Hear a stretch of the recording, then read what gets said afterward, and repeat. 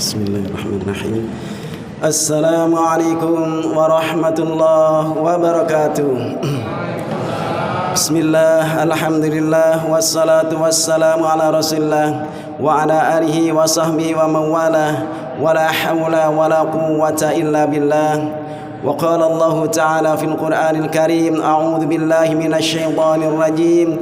Bismillahirrahmanirrahim. Duribat 'alaihimudz dhillatu aynama thuqifu illa bihablin minallah wa hablin minan nas. Shadaqallahul azim. Yang sama-sama kita hormati Ketua Yayasan, Ketua Takmir beserta jajarannya, Bapak Ibu jamaah sholat isya, sholat tarawih dan sholat witir yang sangat dimuliakan Allah. Allahumma amin. Kita bersyukur sampai dengan hari ke-27 malam 28 ini masih ditempatkan Allah di tempat yang istimewa, masjid.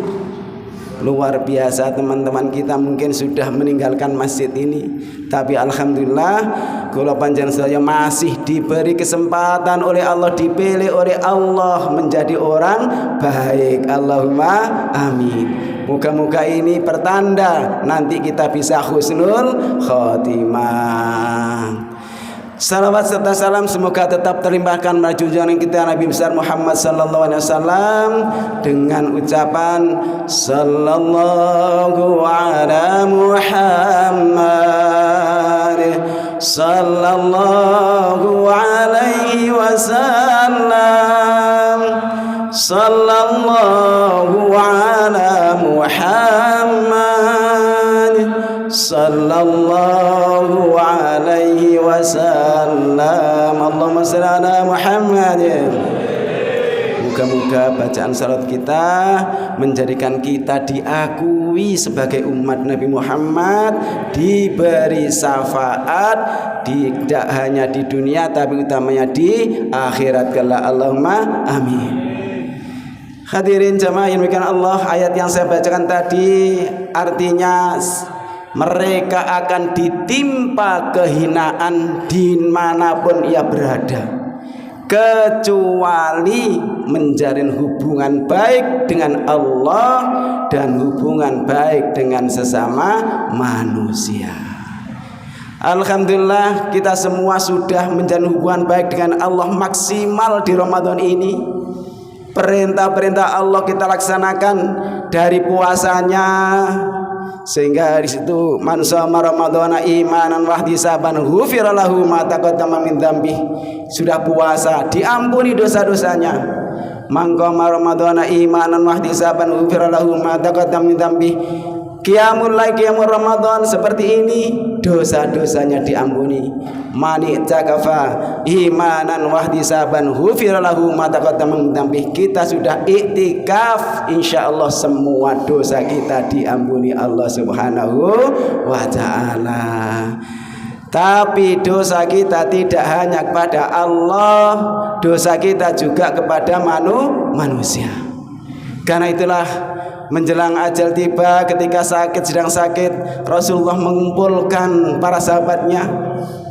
Sedang sakit mengumpulkan sahabatnya. Wahai para sahabat, saya akan menemui Allah. Karena itu saya akan menyelesaikan semua urusan saya dengan manusia. Karena itu silakan, barangkali adakah saya berhutang dengan kalian. Memberikan pengumuman pada para sahabat, apakah Rasulullah punya hutang pada sahabat? Tapi sampai 3 kali tidak ada yang menyaut. Masa Rasulullah punya hutang pada sahabat gitu. Namun tiba-tiba ada seorang laki-laki yang berdiri. Wahai Rasulullah, kalau ini kau anggap sebagai utang, maka selesaikan hari ini juga. Akan tetapi jika ini bukan atau tidak kau anggap sebagai utang, maka tidak kamu lakukan apa-apa pun tidak apa-apa. Silakan ungkapkan saja, wahai Ukasyah, namanya Ukasyah. Ya, pada saat perang Uhud dulu saya ingat engkau sedang mencambuk bagian belakang kudamu. namun tidak kena kudamu, justru kena dadaku. Apakah ini termasuk utang engkau ya Rasulullah? Rasulullah mengakui itu termasuk utang yang harus ku selesaikan hari ini. Kalau itu kau nyatakan sebagai utang, maka kita selesaikan hari ini.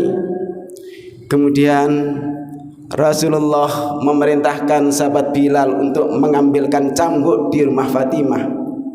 Diambilkannya cambuk itu, kemudian diberikan pada Ukasah. Lalu maju Ukasah akan mencambuk Rasulullah.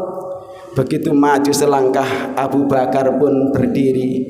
Wahai si Ukasah, kalau kamu memukul Rasulullah, pukul saja aku orang yang pertama beriman pada ajaran yang dibawa oleh Rasulullah. Kemudian apa komentar Rasulullah? Silakan duduk wahai Abu Bakar, ini adalah urusanku dengan Ukasha. Lalu maju satu langkah lagi, berdirilah Umar. Wahai Ukasha, kalau dulu memang aku sangat benci dengan Rasulullah, bahkan aku akan menyakiti Rasulullah, namun sekarang saya tidak rela kalau ada orang menyakiti Rasulullah. Maka Rasulullah pun mempersilakan duduk Umar. Umar silakan duduk, ini urusanku dengan Ukasha. Kemudian melangkah satu lagi langkah, Ali bin Abi Thalib pun berdiri, dan seterusnya sampai cucunya Hasan Husain pun berdiri mempersilakan menyakiti masing-masing, jangan menyakiti Rasulullah. Tapi semuanya dipersilakan duduk oleh Rasulullah karena urusannya adalah urusanku dengan Ukasha, kata Rasulullah. Ketika mendekati mimbar, karena Rasulullah berada di atas mimbar, maka Ukasha pun minta, wahai Rasulullah, bagaimana saya bisa memukul engkau padahal engkau di atas mimbar, saya di bawah. Maka kemudian Rasulullah dipapah para sahabat, didudukkan di kursi. Setelah di kursi, kemudian sang Ukasha pun minta, ya Rasulullah, ketika aku kena cambukmu dulu, aku dalam keadaan tidak berbaju. Karena itu mohon juga engkau buka bajumu. Kemudian apa yang dilakukan Rasulullah? Dibukalah baju Rasulullah. Terlihatlah tubuh yang sangat indah itu. Begitu dibuka bajunya oleh Rasulullah, langsung sang Ukasha langsung maju dan memeluk erat-erat Rasulullah. Cambuknya dibuang jauh-jauh, dipeluk erat-erat tubuh Rasulullah sambil mengatakan, ya Rasulullah, maafkan saya, ampunilah saya. Yang saya lakukan ini hanyalah ingin melekatkan tubuhku kepada tubuhmu ya Rasulullah, tidak ada yang lain. Siapa yang tega menyiksa engkau ya Rasulullah? Maka setelah itu Rasulullah berkomentar pada sahabat, wahai sahabat, kalau kamu ingin melihat ahli surga, lihatlah Ukasha ini. Hadirin jamaah yang Allah, dari kisah tersebut jelas bahwa Rasulullah mau menghadap Allah Subhanahu wa taala tanpa dibarengi dengan urusan dengan sama manusia, dibereskan dulu. Karena itulah kita juga sebagai umatnya sudah melakukan hubungan baik dengan Allah Subhanahu wa taala di Ramadan ini, dengan puasa, dengan qiyamul Ramadan, dengan tadarus Al-Qur'an, dengan iktikaf, dengan salat dan seterusnya. Semuanya moga-moga diterima Allah Subhanahu wa taala dan dibalas dengan pahala yang berlipat ganda. Moga-moga ibadah kita bertepatan dengan Lailatul Qadar yang nilainya lebih baik daripada 1000 bulan. Allahumma amin. Sehingga semuanya bisa menghapus dosa-dosa kita. dan kita bisa bersih dari dosa, suci kembali Idul Fitri, bisa masuk surga bersama Rasulullah sallallahu alaihi wasallam. Kan itulah hadirin jamaah Allah, orang yang sukses Ramadannya ini sebagaimana dituangkan dalam surat Ali Imran ayat 134. A'udzu billahi minasy syaithanir rajim.